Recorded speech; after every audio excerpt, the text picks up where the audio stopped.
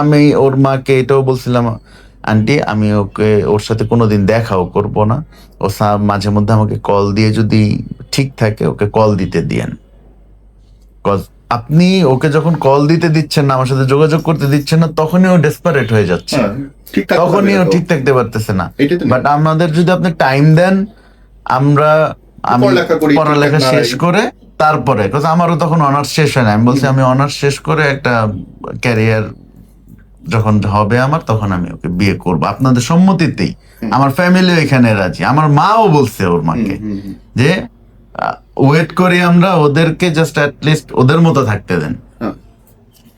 তো ওর মা এইটাও দেয় নাই, এই সুযোগটাও দেয় নাই। একটা ফ্যামিলি যেখানে ইনভলভ হয়ে গেছে, দুই ফ্যামিলি, সেখানে আমার মনে হয় যে ভাই এই প্রেশারটা ক্রিয়েট না করলেও চলতো, কিন্তু যেহেতু ক্রিয়েট করে ফেলছে আমরা বাধ্য হয়েছি। ও পারতেছিল না আমার সাথে যোগাযোগ না করে থাকতে, অ্যান্ড আমারও মনে হচ্ছিল যে আমার লাইফ থেকে মানে সবচেয়ে প্রেশাস কিছু একটা আমি হারাই ফেলতে, ফেড আউট হয়ে যাচ্ছে। তো যখন এটা ফিল করলাম, তখন আমি আমার আম্মাকে বললাম, মা এইবার আর আমি দিচ্ছি না, অনেক দিয়ে আসছি, অনেক করে বুঝাই দিয়ে আসছি, এইবার আর আমি দিচ্ছি না। আমার জেল হোক, ফাঁসি হোক, যা ইচ্ছা তাই হোক, I am ready to go.